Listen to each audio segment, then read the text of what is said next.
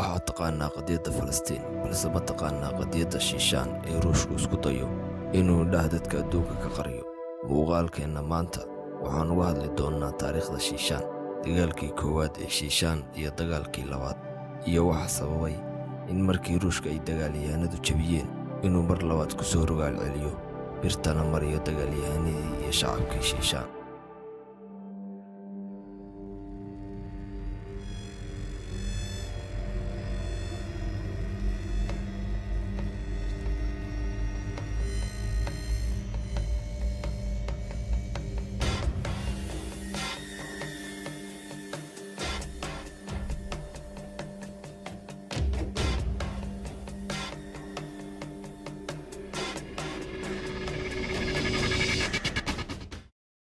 galbeedka Buuraha Qowqaas waxaa ku noolaa shacab asal ah oo furkooda u laabanaya 4,000 oo sano ka hor miilaadiga, waana shacabka Shiishaan ama Jamhuuriyadda Ishkeeriya Shiishaan.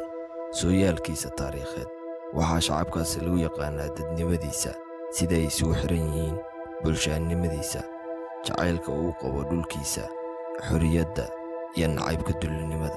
Arrimahaas oo aan soo sheegnay ayaa ka dhigay in guumaystayaal badan uu isku dayo inuu qabsado dhulkaas. Shacabka Shiishaan waxa uu hortaagnaa Ruushka oo uu la dagaalamayay sannado badan.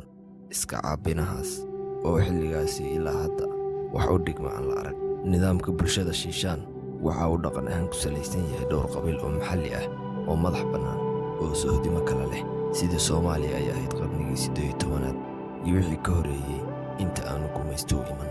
qabiiladaas oo mid ka mida loo yaqaan Tayb. bedka Jamhuuriyadda Shiishaanta hadda waa 15,800 kilomitir square. xusuusnow in aagga dalka Shiishaan uu ka wan yahay bedkan 15,000 ah oo Ruushka ayaa ku daray meelo badan oo Shiishaan ah, jamhuuriyadaha Dagestan, Georgia iyo Ossetia, si loo kala saaro Shiishaantii weyneyd. midda kalena ogsoonow in xuduudaha bari ee Shiishaantii weyneyd ay gaarsiisnaayeen ilaa badda Qaswiin. sanadkii 722 miilaadiga, hijriguna maraysay 134, ayaa waxaa Shiishaan iyo Qowqaas qabsaday qaysarkii Ruushka ee Butrus ama Peter, waxaana uu falkan qabsashada dhulalka muslimiinta u bilaabay xilli taagdaro la soo diristay khilaafadii Cusmaaniyadda. waxayna ahayd sabankaas waqti uu qaysarka Ruushku doonayay ballaarinta boqortooyadiisa. diintii hore ee ku faaftay dhulka Shiishaan iyo weliba dhulka dhaca Buuraha Qowqaas waxay ahayd diintii jaahiliga ee sanu caabudka iyo shirkiga ku dhisnayd. waqti kadib waxaa ku faafay dhulkaas diinta Kirishtaanka qarnigii koowaad ee miilaadiga, markii ay diinta Islaamku soo shacbaxday. ciidamadii Islaamku xilligii uu khilaafada Islaamka hayay khaliifkii Cumar bin Khadaab, Allah ka raali noqdee, ayay u jihaysteen dhulka Qowqaas. furashooyinkaas waa ay socdeen, inkasta oo ay jireen dadaalo badan, haddana faafitaanka Islaamku waxa uu ahaa mid gaabis ku ah dhulka Qowqaas, gaar ahaan Shiishaan. sababtani waxay ahayd dabeecadaha buraleyda ah ee adag marka laga reebo kaymaha cufan. Islaamku waa diinta ugu badan ee Shiishaan, waxaana soo gaarsiiyey ganacsato muslimiin ah, uguna badnaayeen ganacsatadii muslimiinta ee xilligii dowladdii Cusmaaniyadda ay talinaysay. sidoo kalena waxa uu Islaamku ku fidiyey dhulalkii kale. dadka ku nool waa Sunniyiin, waxay haystaan madhabka Shaafici, sida Soomaaliya, Malaysia iyo dalal kaloo badan. waxayna kala raacsiisan yihiin dariiqada Suufiyada ee Sunniga ah, oo ay ugu muhiimsan yihiin dariiqooyinka Qaadiriya iyo Naqshbandi. ka hor duulaankii Ruushka, gobolka koonfurta Qowqaas waxa uu ahaa mid hoostaga khilaafadii Cusmaaniyadda marka laga reebo Azerbaijan oo ay gacanta ku hayeen Safawiyiintii Iiraan. dhanka waqooyi Qowqaas oo ay Shiishaan ka mid tahay, si toos ah uma ay hoostegi jirin khilaafadii Cusmaaniyadda, waxa ay ku hoos jireen saameyntoodii. dadkaasna waa ay ku qanacsanaayeen xaaladdan, sababtoo ah iyaga iyo boqortooyada Cusmaaniyadda waxaa isku xiraysay caqiido. Imaam Mansuur ayaa wuxuu hogaaminayay dagaalo ka dhan ah duulaankii Ruushka sanadihii 1780 ilaa 1791 miilaadiga.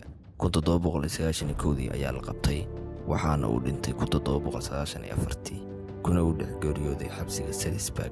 dabadeed Imaam Qaasi Maxamed al-Dagestani ayaa sii hogaamiyey dagaaladii Ruushka la isaga dhicinayay laga soo bilaabo sanadadii 1824 ilaa 1832 miilaadiga. sanadkii 1828 miilaadiga, dagaalku waxa uu ku fiday dhammaan dhulka Qowqaas. dagaaladaas oo ka socday Dagestan oo ay kala hogaaminayeen Imaam Qaasim Maxamed Dagestani iyo Imaam Xamsa. markii la dilay Imaam Xamsa, Imaam Shaamil ayaa sii waday iska caabintii. sanadkii 1839 dhammaan shucuubta ku nool waqooyiga Qowqaas waxa ay bilaabeen inay taageeraan halgankii uu hogaaminayay Imaam Shaamil, kaasoo socday 25 sano. sanadkii 1809 ayuu Ruushku qabsaday tuulada Fedno oo ahayd meeshii ugu dambeysay ee Shiishaan. sanadkii 1864 waa sanadkii uu Ruushku si buuxda ugu fidayay gacan ku haynta waqooyiga Qowqaas kadib markii la xakameeyey gacaankii Shiishaan iyo ururadii kale. iyadoo xaalku sidaa yahay, waxaa meesha laga saaray nidaamkii boqortooyada ku dhisnaa, waxaana beddelay mabda'ii shuuciga ahaa sanadkii hijrigu maraysay 336 milaaduna ay ahayd 917. mabda'aas oo ay keeneen labadii Yahuudi ee kala ahaa Karl Marx iyo saaxiibkiis Friedrich Engels, iyadoo aragtidaas u taabageliyey Yahuudigii kale ee Vladimir Lenin, waxayna qaadeen kacdoonkii la magac baxay Bolsheviga. xukunkana lagaga tuuray boqorkii ugu dambeeyey ee boqortooyada Ruushka ee Nikolaygii labaad, waxaana halkaas ku soo afmeermay nidaamkii boqortooyo ee Ruushka ka jiray sannado badan. waxaa bilowday dagaalkii koowaad ee u dhexeeyey Ruushka iyo Jarmalka iyo xulafooyinka ay kala wateen. madaxweynihii Ruushka ee Joseph Stalin ayaa ku eedeeyey Shiishaaniyiinta inay gacan saar la leeyihiin Jarmalka, waxaana uu ka tarxiilay dhulkoodii una raray Siberia oo ka mid ah dhulka ugu qabow, waxaana dhulkaas ku geeriyooday 100,000 oo Shiishaaniyiin ah. muddo kadib waxaa geeriyooday Stalin, waxaana xukunka qabtay Nikita Khrushchev, kaas ayaa u oggolaaday Shiishaaniyiinta inay dhulkooda ku soo laabtaan kadib markii uu ka baryeelay eeddii ahayd inay gacan saar la lahaayeen Jarmalka. 13 sano kadib waxa uu oggolaaday Khrushchev inay samaystaan jamhuuriyad ay muslimiinta Shiishaaniyaanka iyo Angooshiyaanku wada leeyihiin, loona bixiyey jamhuuriyadda Shiishaan iyo Angooshiya. waxayna lahayd maamul gooniya, balse waxay hoostegaysay federaalka Ruushka.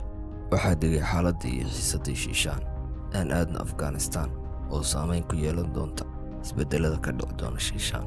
sanadkii 1978 waxaa lagu kacay xisbigii hanti wadaagga ahaa ee Afghanistan ka talinayay. kadib waxa uu go'aansaday midowgii Sofiyeetka inuu Afghanistan soo galo oo uu qabsado si uu u badbaadiyey xukuumaddii hanti wadaagga ahayd ee Afghanistan ka dhisnayd. waa si la mid ah sidii uu Putin u badbaadiyey yacabka Bashaar al-Asad oo isha kaabigeeda u jirsaday in la rido xukuumaddiisa. Sofiyeetka waxaa ku soo gaaray khasaare culus, waayo dagaalku 10 sano ayuu socday 1979 ilaa 1989, waxaana uu khasaaray midowgii Sofiyeetka $80 bilyan, 10,000 oo askara, waxaanuu awoodi waayey inuu sii joogo Afghanistan. waxaanuu ka baxay sanadkii 1989, waxaana Sofiyeetka meesha ka raacay ceeb iyo wejigabax. sanadku waa 1991 waxaa bilaabmay muujad ah inay dowladda ka goostaan midowga Sofiyeetka. halkaana waxa ay fursad uga dhex muuqatay Shiishaaniyaankii oo doonayay inay iska dulqaadaan gumaysiga Ruushka, samistaana dowlad. kadib General Jawhar Dudayev oo nin muslima ahna sargaal ka mid ah hay'addii sirdoonka ee KGB ayaa aasaasay urur magaciisa la yiraahdo ururka kulminaya shacabka Shiishaan, af carabina ku ah Mu'tamarul Cumuum Shacbu Shiishaan. hogaamiyahaas ayaa qabsaday meelihii ugu muhiimsanaa ee Shiishaan sida garoonka diyaaradaha, idaacadda, telefishinka iyo meelo kaloo muhiima, waxayna rideen xukuumaddii hoostegaysay Ruushka. kadibna waxa uu ugu yeeray in la qabto doorasho Shiishaan iyo Angooshiya ka dhacda. kadibna Angooshyaankii waa ay diideen inay hoos tagaan hogaamiye Jawhar Dudayev, wayna goosteen. waxaana xigay inay doorasho ka dhacdo Shiishaan, waxaana ku guulaystay Jawhar Dudayev. iyadoo ku guulaystay General Jawhar Dudayev, doorashooyinkii guud ee dhacay 27 Oktoobar 1991, taasoo uu ku helay 85% codadkii la dhiibtay. waxaa damay midowga Sofiyeetka, waxaana aasaasmay midowga Ruushka.